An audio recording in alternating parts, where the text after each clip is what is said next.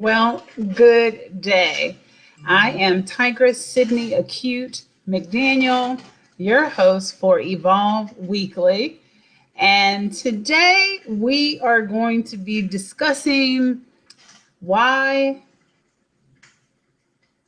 President elect Joe Biden is asking for money to effect his presidential administration transition.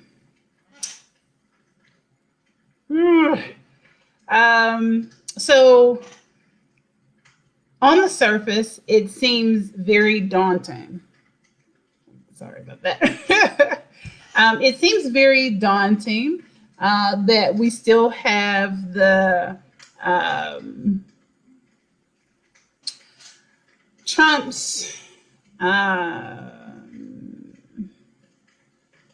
do we want to even call this? Because it's become so absurd, so conspicuously childish.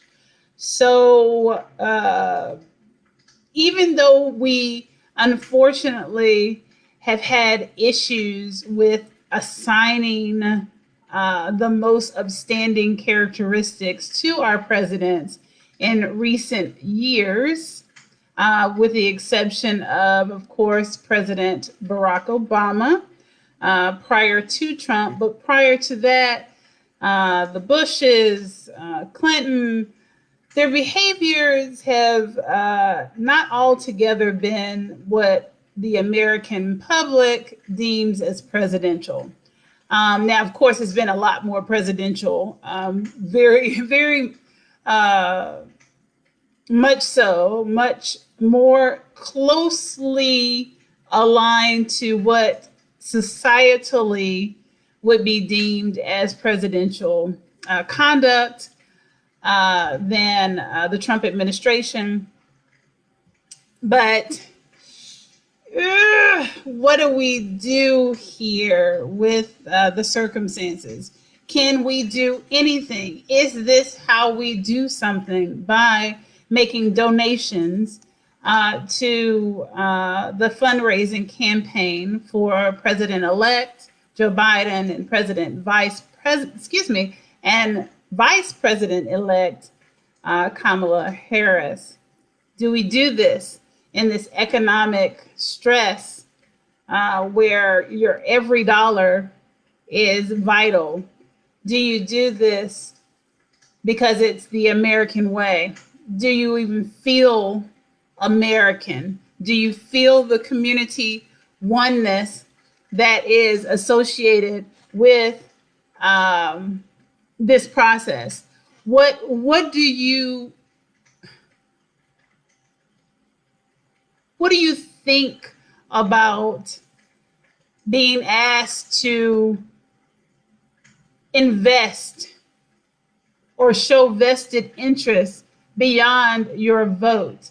Is this normal? We'll answer all these questions in this session. So, my affirmation before we begin and dive into this is that I sincerely hope to unify and to expand and enlarge our thought and understanding of government processes and other topics that we will cover, so that we may grow and evolve and reach and demand and affect the change that we all seek. And may it not just be mere lip service into perpetuity. And may I not further divide. Okay, so the unfortunate reality, and it's part of the democratic system, which is fortunate in one regard. You know, the principles are sound generally, right? But where our government officials have taken us on this road of democracy, and it's been this significant roller coaster ride of conspiracy theories and real corruption, like verified corruption, and not just in this administration. I'm talking about over the history of our 116th or 16 Congresses, right? are these installments, each administration. 116 times has there been a president elected into office, and with them comes their appointment of their administration. And of course, some of the installment remains, like judicial seats and things of that nature. Yes.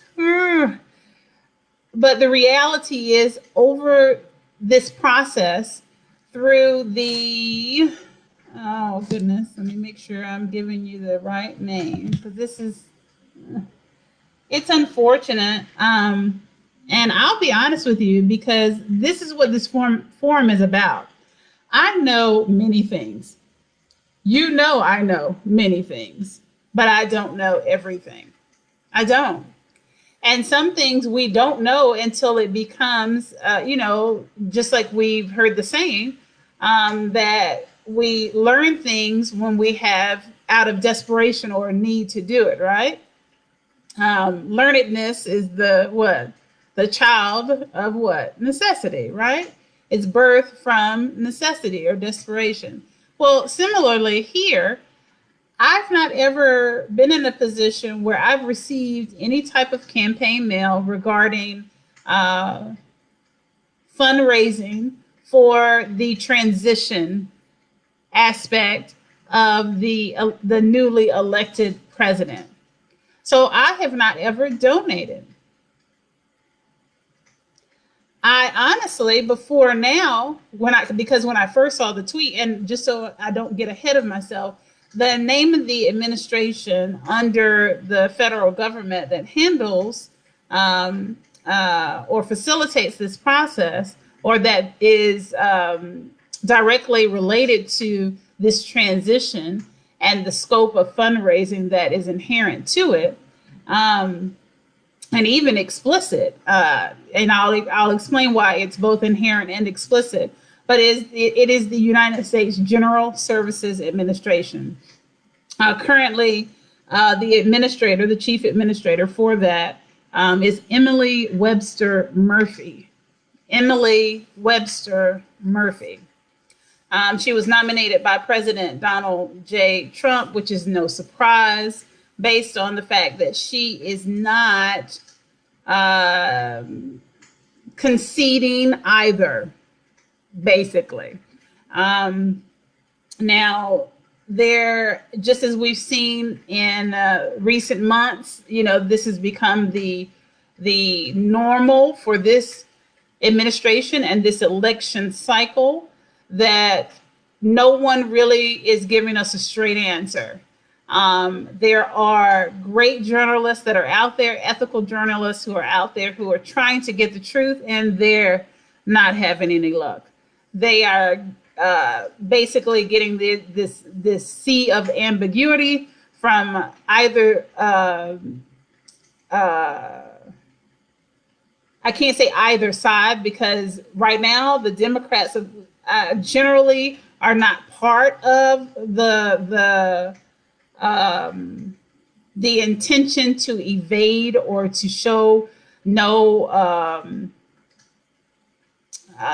some type of dissent from the election results.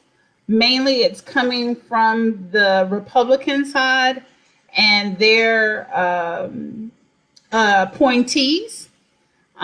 So they would be their counterparts in this regard. And yes, unfortunately and realistically, by the letter of law, from that scope, they would also be co-conspirators.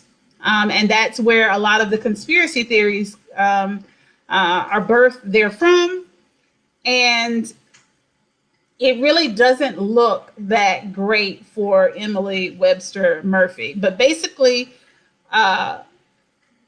from their side, because it's not sides, but from their side, and even it appears that some journalists are reporting that Emily Webster Murphy is suggesting that she has not taken any action, nor is she intending to communicate some form of dissent to the election results. And that is not her reason for not, quote unquote, calling the election and guiding and directing the transition, which is a term we've become very, very familiar with during this particular last 3 weeks, especially if you were not familiar with this process before. Now it's all in our face. It's directly in our face. That's what we're hearing about every day. You hear about the spike in COVID cases, the number of deaths per day, which is upwards to 1,600 per day now, over 2 million cases in the last week. And you unfortunately hear about Trump golfing, Trump not conceding, Trump tweeting, Twitter blocking or fact-checking his tweets, and of course the problems with the holdup with the transition. Let me also, before I continue on, clarify. Now, I tweeted and I clarified, but I'm going to clarify so that the same standard that I've asked you to hold me to, that you can do so, because you'll actually have a video feed with me, yours truly, actually saying it and not just tweeting it. And mind you, as I've told you before, I am in 100% control of all of my social media, and I intend to keep it that way into perpetuity. I feel that I can handle that. Now, that does not necessarily give me the luxury to tweet as frequently as Trump, and I likely will not ever, because his pattern gives the impression of deep-seated mental disorders, and multiple, but I would not engage that, because I believe very strongly that busy is not business. Okay, so you've heard my slogan on my for-profit corporation side: busy ain't business. And so you're not going to catch me just trying to be everywhere arbitrarily just so I look like my hands right now. Like I look like I'm doing so much. I look relevant. So there may be times where I don't tweet for 2 weeks. If I don't have anything relevant to talk about, I'm not going to talk about it. That's how I roll. When I have something relevant to post and relevant to talk about, I'll be there every single time. All right. So, but to clarify my tweet, I tweeted last week, and I have tweeted this same tone since before the decision, or before the the Associated Press called the election. Now, the Associated Press has a long-standing history of, I want to say, 97 to 99% rate of affirmative rate of calling the election correctly. So accuracy rate, if you will. And with that said, and looking at the numbers and looking at the electoral votes, it was pretty clear that Joe Biden was going to be the next president, as well as Kamala Harris being our next vice president. So I really didn't pay attention to any of the naysaying media at that point. And of course, I was only paying attention to Trump for the scant application of not underestimating your enemies. That is the core of the undertone for my overtone in my tweets, asserting that my concerns are his thoughts, what he understands and what he believes is possible in carrying out steps in the furtherance of a coup. Okay, and COU, which is basically a revolt and an overtaking of government. And even if it is not brought into fruition, his actions, in my strong professional opinion, are at the very least parallel to that treasonous act.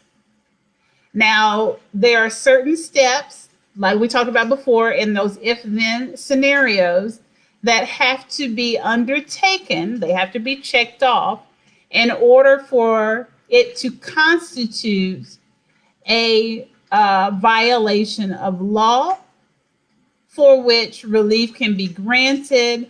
And the forms of relief, I believe, both include criminal and civil. We're not going to get into full detail about that. My concern is just that, and I'm going to seemingly appear a bit sarcastic, but with my tone here in a second, but my intention is to really show the difference between a valid gatekeeper order and a frivolous gatekeeper order. So some of you are aware of the fact, especially if you live in Charlotte, that a judge, Lisa Webb, together with parent volunteers of CMS and their attorney, F. Lane Williamson, and the Charlotte Observer and their attorneys all sought in a hearing ex parte, which means without me being present, without me being properly served, they sought a gatekeeper order against me. Okay. So most of you are familiar of like a gag order, which basically for cases that are high profile, or they get a lot of public attention, they would enter a gag order so that the parties of the case do not disclose vital information about the case and the facts at issue to the general public, so that the case can be adjudicated in a very fair manner. Okay, so similar in scope to that is a gatekeeper order. However, the gatekeeper order was established for the purpose of preventing the abuse of the legal system and its provisions, where an individual, plaintiff or defendant, would use the law to just abuse the process, or to delay justice, or to just harass another party, but they don't really have any authentic reason for filing their action. So they filed this against me, and of course they would have to do it in an ex parte hearing to be successful, and to be able to fabricate a lie that it was a merited gatekeeper order, because they used the reasoning that the case that I filed, the complaint that I filed against Charlotte Mecklenburg Schools and its officials and its representatives, including the teacher, Paula Faulkner, I believe it is, and the parent volunteers who actually gave my son a food product with dairy in it that was completely against his 504 plan. That's number one. And the foremost violation was that it contained the dairy, which they knew and expressly knew. They had express knowledge from the 504 plan and stipulations that my son's primary allergen, food allergen, is dairy, and that it is life-threatening for him. They gave this to him. They told him, not only did they give it to him, they gave it to him and told him to consume it. And when he inquired whether or not it had dairy, they assured him or lied to him and told him that it did not have dairy in it. And he did factually eat it and did have a inflammatory reaction to it. And he did have surgeries thereafter to remedy what they had done or what they had caused. Okay? So that would be an instance of a valid complaint. So a valid complaint could not ever merit a gatekeeper order on the basis that the purported reason for seeking a gatekeeper order is that the plaintiff is filing a frivolous action to harass the CMS teacher and the parent volunteers. It just doesn't make any sense, right? Okay. So now compare it with the situation we have Trump. Okay. Trump has repeatedly abused the legal system, repeatedly. And we're not even talking about as it relates to his personal for-profit corporation business affairs, which are effectually separate. And we know that because we know that we've heard the judge in New York say that when he's out of office, she's sending for him. So we know those are separate. So that's not what I'm talking about. I'm talking about his abuse of process, his abuse of the legal provisions available to him as president. He's done that in his capacity as president. And he's done it with a consistent pattern and practice. And he's done it with a malicious or malignant heart. This is intent. We can establish and we can prove intent. It is clear that we can prove pattern. We can prove a greater likelihood of his co-conspirators. These things can be checked off of that if-then scenario list that I've shared with you before that exist, which are called the elements of a crime or the elements of a tort, an actionable claim, right? So in his case, to place a gatekeeper order on him, which I'm not even sure is available to do at that level. I would imagine that it would be, but I don't know everything. So when you've seen my emails, what I have done in expressing myself is to make the comparison. A gatekeeper order against me for the reasons that F. Lane and Williamson and the Charlotte Observer's attorney, I want to say his name is Buchan, David Buchan, Buchan, have purported, and I knowingly and most markedly in my absence, clearly that reasoning is flawed. It is holistically flawed for a valid gatekeeper order. Whereas in the case of Trump, a gatekeeper order or something, or its equivalent at the presidential level should be what they now put in place. What they need to enter an order similar, if it's equivalent, if it is the exact same thing, if it is a mirror image of the gatekeeper order, then they need to place a gatekeeper order on him now. That needs to be done. We already have an effective impeachment and I say within reason because the impeachment is a process. So a president is not immediately ejected from their office when impeached. So we have an impeachment. We have some substantiation there.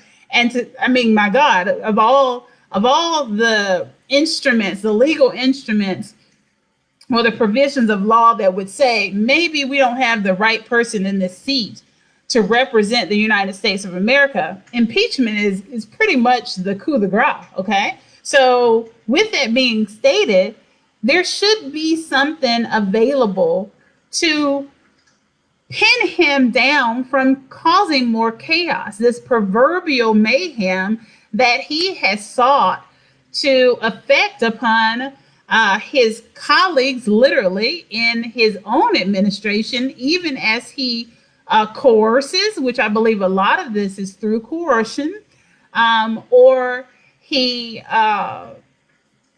inspires, quote unquote, the Republicans to carry out this corruption and these steps toward what has the appearance, and I believe inarguably so, to a coup. It may not be a violent coup as we envision in third world countries, but it is still a coup in my strong assertion nonetheless. Okay? All right. So now let's move forward. Okay. So now you have a full understanding of it, because I can't do that in all the few amount of characters provided on Twitter. Nor would I again use the same methodology as Trump and somehow create a book on Twitter. I'm not about to do that. That's yeah. Yeah, we're not doing that. Okay, so you have the explanation there. Now, part of my claim to fame, my little bit of fame that I've achieved, and the reason for the community's nickname of me, Queen Get Her Done, is because of my efficacy and my ability to, in a very unorthodox yet still lawful manner, be able to get the job done where most others cannot, to get around red tape where most others cannot, to investigate a matter holistically where most others are stumped at any initial impediments. Okay, all right. So with that said, and this is also going to be a nice segue to a series, a fun series that I decided to start. I ran it by my most trusted colleague, my mom. And she thought it was wonderfully lighthearted, yet necessary and important to assist in the process of enlarging Black America's understanding, and those of us who are disenfranchised and have been disconnected from the process of law and from the process of legislative governing, and give you a full insight into who is running America, who sits in those seats. Because oftentimes the focus is always placed on the president and the vice president. I have spent a great deal of my adult life via creative art and through a more formal imparting of information, academia. And I've spent the greater part of my adult life in trying to communicate that the president is not the only legislator, not the only government official that we need to focus on, not the only one we elect, not the only one we need to do our homework on. And these individuals have remained in their seats very comfy, proverbially and literally, for decades. And they have remained even in this current election as well. And so where it is wonderful and beautiful to know that we have a woman of color, and I personally love the fact that she is diversely so, not just African American, but that she is African American and Indian. I believe that brings two seats. She effectively brings those two seats to the table. And then the culture, the beautiful culture, the diverse culture of Jamaica. She brings so much to the table if she does what I hope she does with that seat. If she learned and really grasped the lessons that I'm hopeful that her Indian mother and her African American father would have shared with her, even as I understand that she was generally raised by her mother for the greater part of her life. I'm hopeful because if she brings even an ounce of that perspective to that seed, we should be able to affect at least the moral compass of America, even if they have to struggle and push for legislation change because there still exists a Senate majority that is Republican. Okay? And then we have gridlock in the House. All right? Okay. And then, of course, we know our issue with our Supreme Court. And this young lady, Emily Webster Murphy, does not appear to help this process at all. Okay. So I've decided to call it, and it's going to be hashtag TWDM or TWDW. Tigress, who this woman? Tigress, who this man? All right. So, and it's going to be based on me divulging as much information as I can within the scope of the law and laws against defamation. Now, of course, they're public figures, so the laws, and I know this so well, and the irony, the biblical parable behind the irony of someone like myself having full opportunity to start this type of series, because I've dealt with my share of my Tigress share of libel, and of course the Charlotte Observer and other media outlets who share this disgusting libel. They suggest that somehow it is within the bounds of the laws that relate to defamation because I am a public figure. Well, then, like the biblical parable, the trap that you set for me shall be the trap instead for you. So, under that same logic that they have asserted to evade liability for libel against me, I now have full freedom to divulge information that I am able to acquire from public sources that they self-assertedly purport as accurate. And I can share that information with you and just give you the caveat that this is where I got it from. Because, of course, I don't know any of these individuals personally. And again, that's the reason why it would be fair game. All right. Yay. Okay. So I told you, karma is my best friend. Yay. But in a very positive way. We like to make sure that we are positive and that we are as closely aligned to a ethical rigor as possible. And at the end of the day, all jokes aside, and that's why I said this is going to sound like sarcasm, but all jokes aside, you need to know, I need to know who are in these seats. And then if they are not fit, if they do not align with our vision for America, the more perfect union, Black equity, Black reparations, eradication of disenfranchised communities, eradication of homelessness for veterans, binding women's rights, binding LGBTQ plus rights, just human rights in general,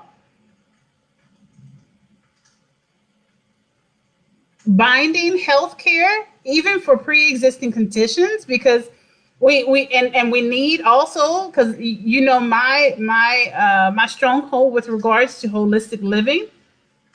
We need to make that uh, more feasible, uh, budget wise. If your housing is taking 60-70% of your income and you're middle class, what does your refrigerator look like?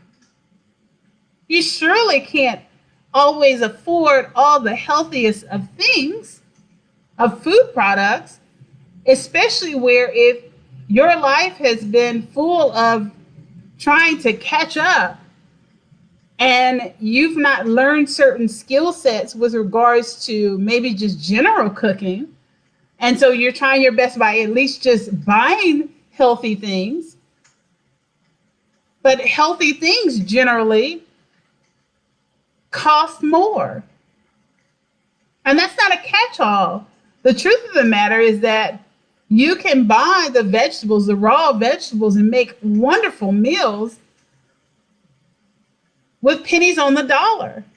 But if you don't know that, if you can't cook well, if you don't have that skill set already, and now you're full blown into your adulthood with children, with little time and little income and little resources, you see how that goes, right? So what I'm getting at is much like our wonderful former first lady, Michelle Obama had a huge thrust and the program Move, right? And eradicating food deserts, increasing andragogical, which is adult education or continued education, continued learning through cooperative extension services. Some of you know that I interned under Karen Neal, who was a very widely respected cooperative extension agent in horticulture in Guilford County. And just making sure that those things are available and that people have those resources and they can see that it can be done conveniently and added into their lifestyle. And especially considering now with the financial hardship that everyone is experiencing, they're going to the stores and they're picking up things like just bologna and bread, things that we buy that are cheap but will fill us up, maybe potatoes and things of that nature. And you know, if you know anything about me, you know that my mom was huge on holistic, healthy living. And so we know that starches and overabundance of starches will lend toward what? Diabetes and other health issues, obesity, and gastro health is directly related to your mental or your neurological health. And boom, now we have all these other issues, these negative externalities that some will purport we didn't plan for. Well, you didn't plan for it, but they're always going to be the negative externalities, the outcomes that are very potential and very realistic and very likely when you don't plan in a holistic method. But we do know that there was a wonderful president prior to the one we have now who wrote a plan that Trump isn't following. Okay, so nonetheless, it will be #TW DM for man and TWDW for woman. And literally, I will just highlight and divulge as much information on each legislator as I possibly can. And looks like I'll have I'll have job security in that regard at the very least, because we're not only talking about our legislators at the federal government level in our House and Senate. We're talking about the state. Well, of course, statewide. Okay, so you know your state representative represents you in the federal government, but then also as it relates, because there's 500 of them. So if I did one a day, that would take me into 2022. Okay.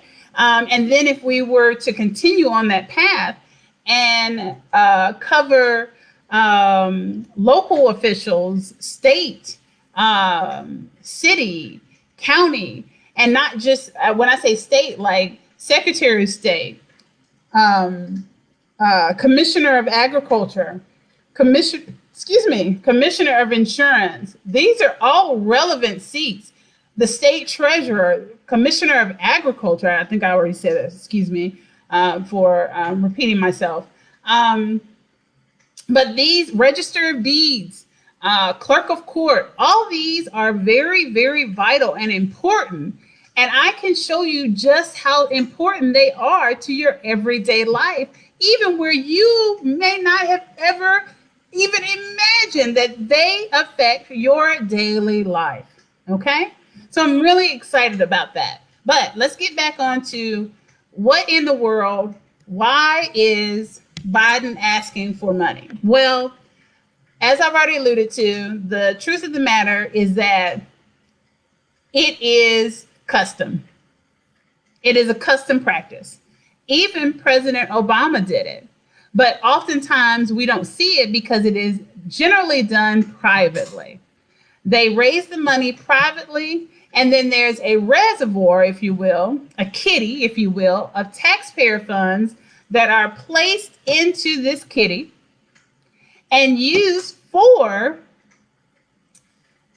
that transition process. And this is hiring staff, setting up offices, things of that nature, right? Okay. As they prepare to move in and assume presidential control, right? All right. So hold on.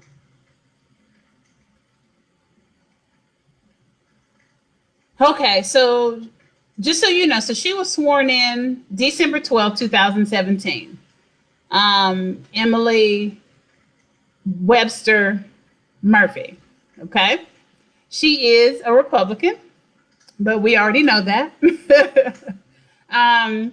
And she actually assumed an administrator position once before in 2005, from 2005 to 2007. Isn't that interesting?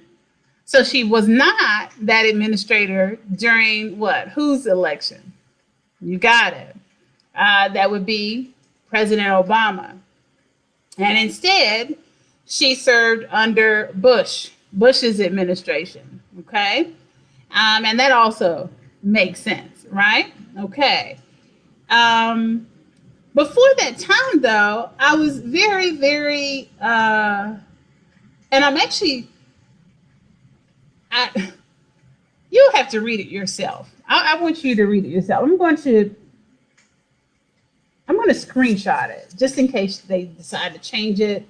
They pretend as though they don't pay attention to little old Tigress McDaniel, but every time I turn around, they're always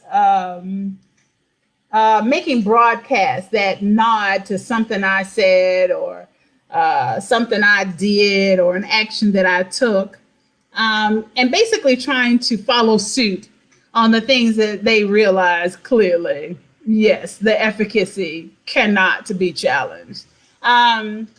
So I'm going to post this.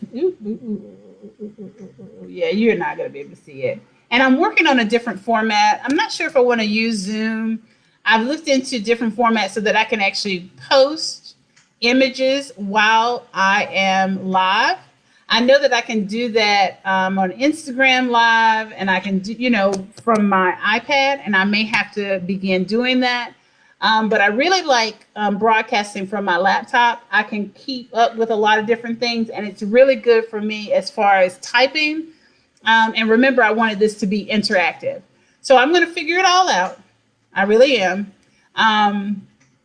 But I'm not just going to, I don't want to, when I decide to start introducing some elements, I will let you know in advance so that you will be prepared during the format so it doesn't seem jumbled or confused or mismanaged. Okay. But nonetheless, I find it very interesting, her bio. It looks like she prepared her own bio. The reason why I say this is because when you get before 2005, she does not appear to have, let me make sure here.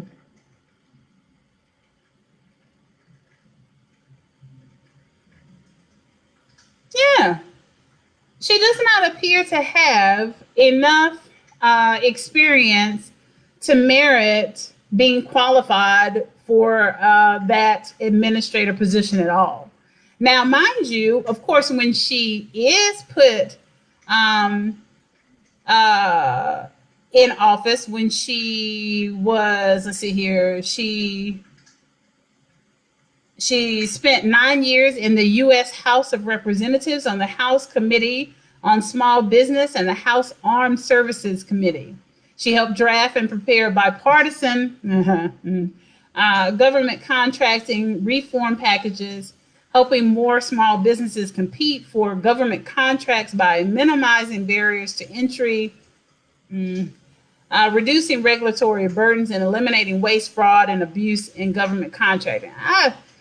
You have to read it on your own, but it reads very one sided, as though she, very subjectively prepared a bio. I even kind of tailor mine because I don't want mine to look like I'm just, trying to have a moment of self gratification. You know what I mean? Uh, but prior to this, she worked in the private sector, and it says she had 5 years in executive positions at a technology startup company. And if you work in my line of business, that's bullshit. For she owned a company that she evidently had some form of interest in. I'm thinking maybe it was family run, and as it were, because she lists that she is a native of St. Louis, Missouri. Most of us, when we start up our companies, we do it in our native land, right? So all I did is go to the Secretary of State for for Missouri, and I was able to ascertain and pull up the technology company is called Shearer Technologies. It was originally incorporated during this time. Oddly enough, right now, what's listed is instead of a Emily Webster Murphy, there is a Mary Webster Murphy that is listed now as the new registered agent. That's always a ding, ding, ding, ding for someone like myself when I'm verifying legitimacy. Remember, I am a legitimacy business expert. That is my claim to fame. Go and follow me on that side of my world, www.queengetterdone.com. I'm Queen Get Her Done everywhere. That's with an ER, not an IR. And yes, it's trademarked. It's mine, all mine. Yeah. Okay. So, let's go to it. And why is this important as it relates to the transition and giving money? Because I'm trying to immediately, when I saw that Biden, and because at first I saw a Biden tweet, I admittedly have not seen, nor did I look to see if Vice President Kamala Harris has also seconded President Joe Biden's tweets. But of course, I would imagine she has, because this is a standard process, especially now that I know this is a very standard process. There's nothing strange about this process except the fact that Trump is not conceding and not being cooperative in any of the transition process. And that's the only part that is strange here. Okay. The fundraising is not strange. I do understand, and I'm pretty sure they understand as well, that they don't want to have to ask you for any money. I do feel like it's not that classy, but remember, we're trying to hold them to a higher, or not trying, we're wanting to hold them to a higher standard. Remember, as a politician, I know this dilemma very well. Oftentimes, if you want a politician who is detached from the status quo and has a less likelihood to commit corruption, then you are looking for a politician who does not accept campaign funds or does not accept campaign funds from certain donors, because certain donors are corrupt donors, right? Okay. So equally, if Biden and Harris are attempting to align themselves with the standards that we have set for them, then raising this money privately would be an offense to most of us. So instead, I'm surmising, it stands to reason that that's the reason why they're doing it publicly. Still not very cool because a lot of us right now are strapped for cash, right? So it just, but it's one of those situations where don't put the blame on Biden and Harris right now. The blame is ultimately to be placed on Trump. And this is not just one of those, oh, just blame the Republicans, blame Trump. No, this is a literal cause and effect type of situation.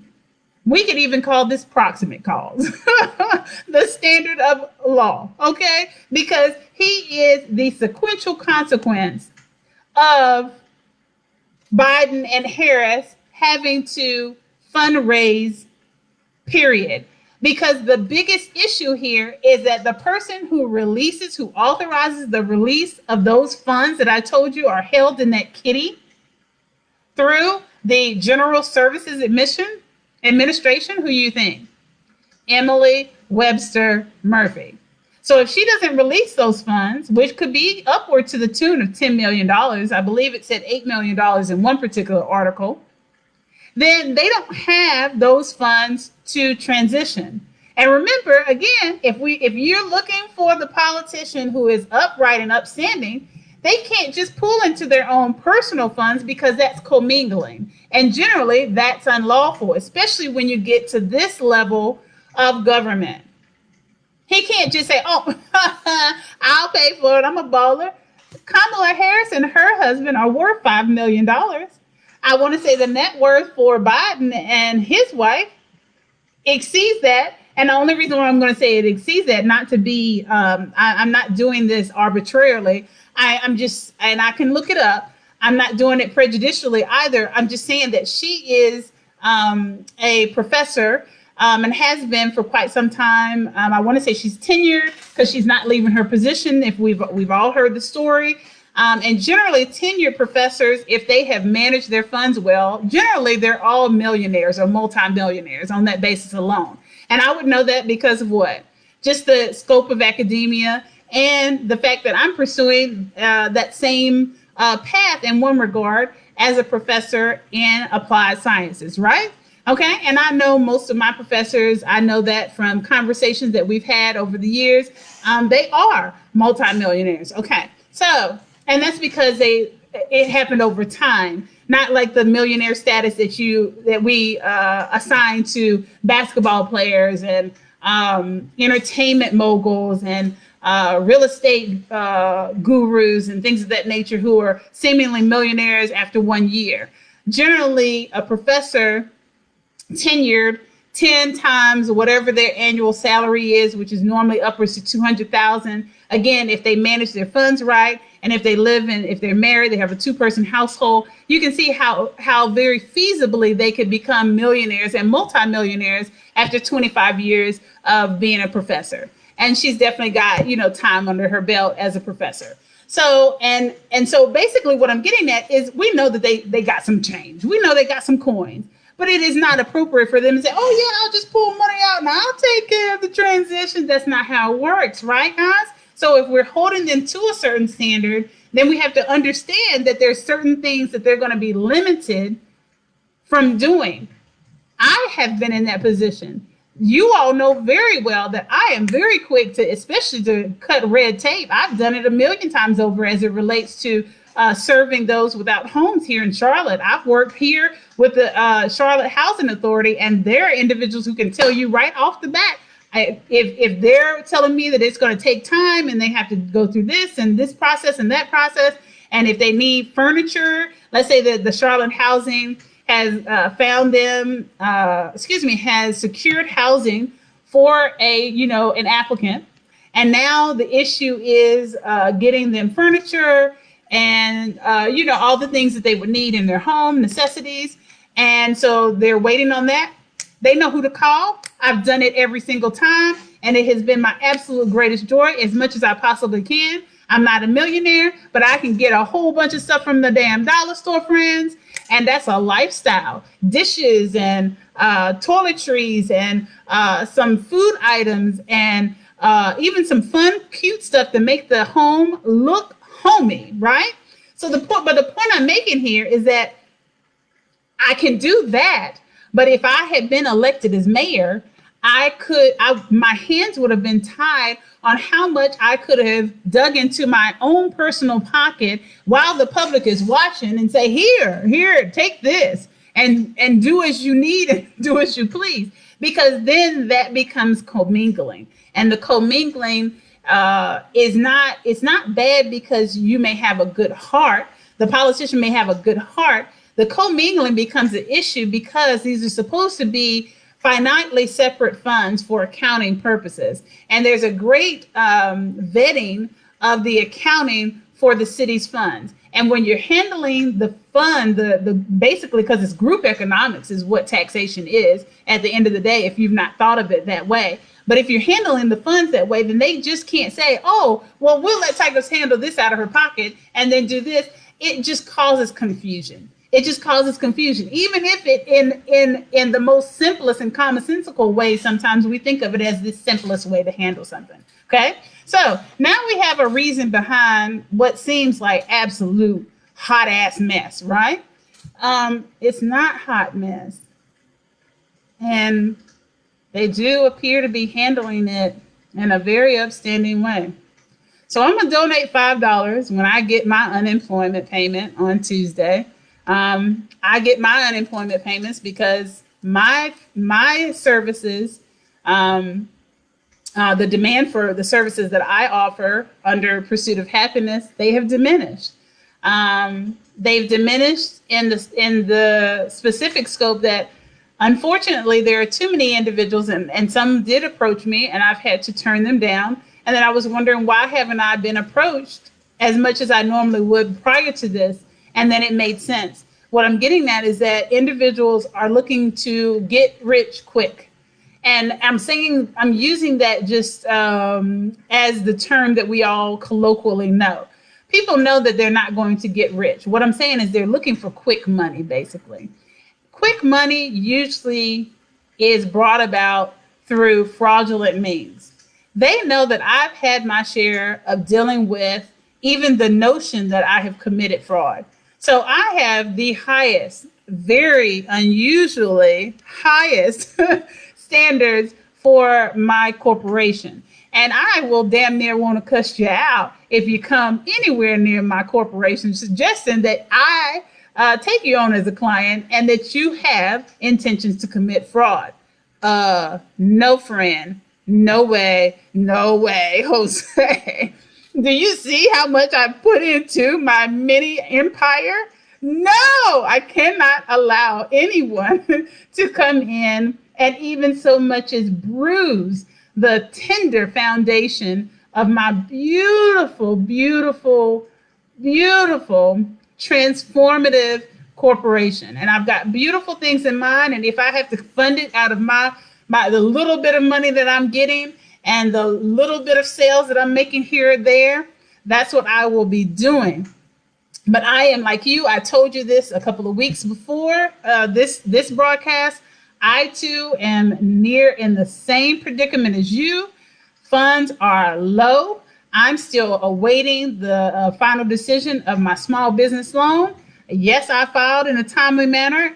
Don't get it twisted. You still know who I am. That's exactly who I shall be. I filed my application back in May, and they have still not returned a final decision. So I am in the same boat as some of you as well. Now, yes, I did receive the PPP loan. I am very thankful for my primary POS provider, my merchant services, which is Square. Shout out to Square. Thank you so much. This is not an endorsement. This is not an advertisement, but I am very, very, very thankful for them. They reached out to me completely unsolicited when my bank, BB&T, who I left and went to Wells Fargo, gave me the 1-2 shuck and drive saying that, I'm sorry, we're no longer accepting applications for the PPP loan. And out of the blue, Square reached out to me, and I was like, thank you so much. Beautiful lookout.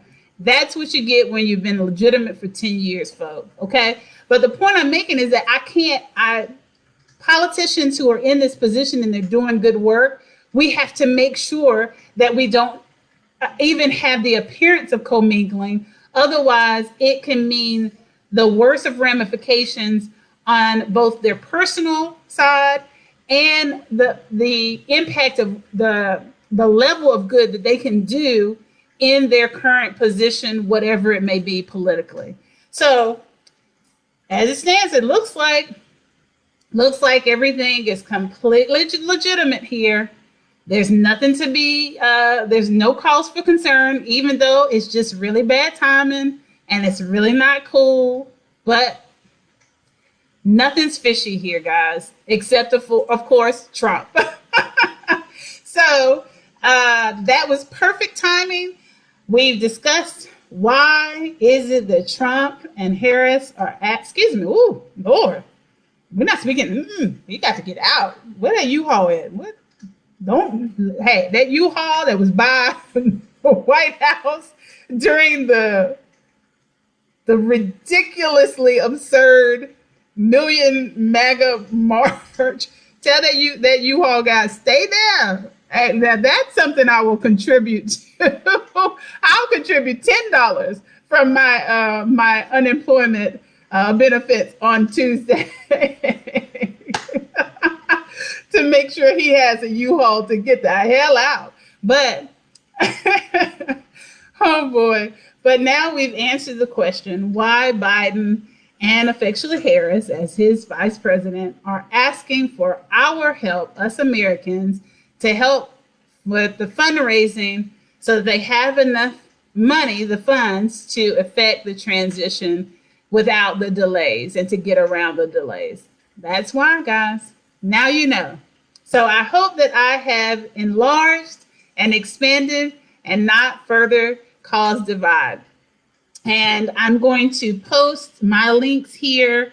You can double back and check out everything that I was telling you as it relates to Emily Webster Murphy and Shearer Technologies and this said Mary Webster Murphy.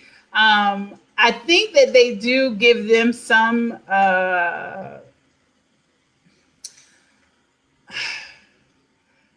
and this is I'm not theorizing here, but I know that there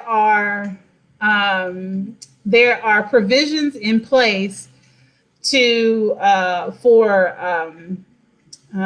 excuse me, what is the word I'm looking for? Where certain information is not disclosed on public documents, especially of our public officials. And they do that, for confidentiality reasons. So you may have something that is detracted, right? Like the email address, because oftentimes on your annual reports for the Secretary of State for your corporation, your LLC, your email address or the email address of the registered agent, the email address of the corporate officers, all that information would be readily available. They will remove that information, or they will, like I said, they will, hold on, because I have one of the, let's see, and I'll see if I can post it.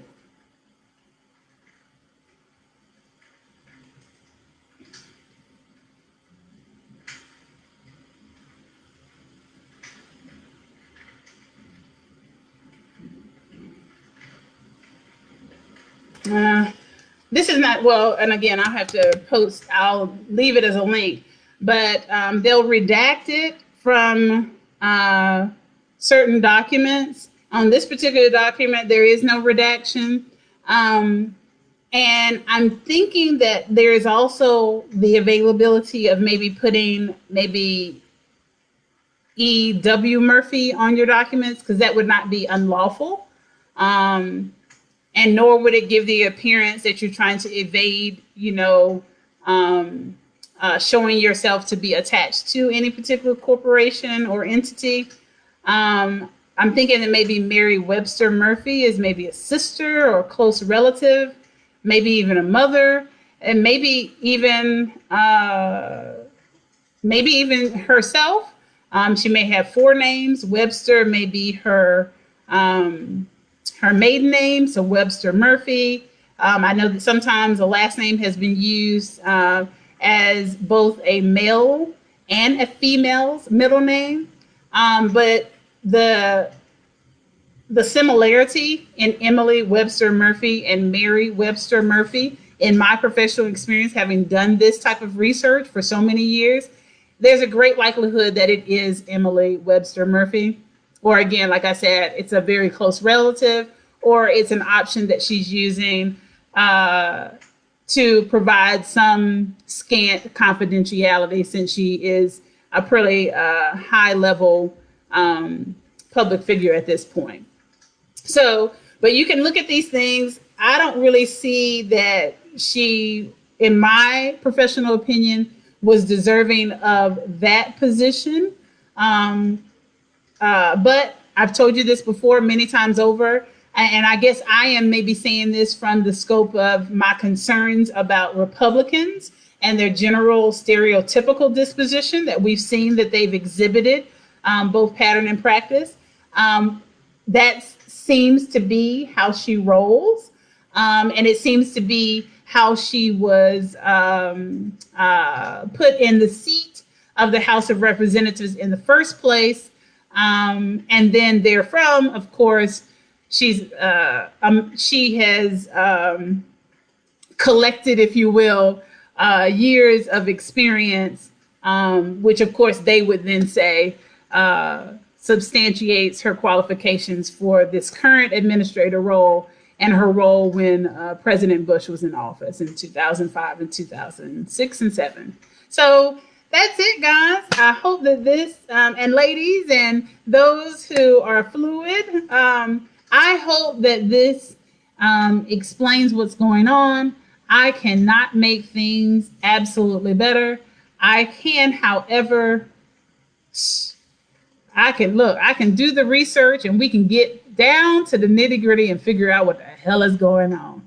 And in this particular case, no alarm. So go back to your wonderful Sunday. And I hope, as I've shared with you many times before, that I hope that you've not contracted COVID at all.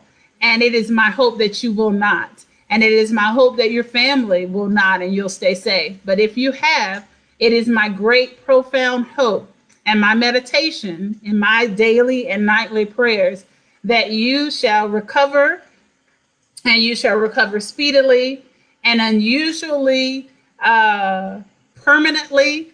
And if not permanently, that you will be reminded, that there are very likely complications, and that you will prepare proactively by embracing and adopting a healthy nutritional lifestyle. Have a wonderful, wonderful Sunday and a wonderfully productive week. I am Tigress Sydney Acute McDaniel with Evolve Weekly. Join me Sundays at 4 p.m.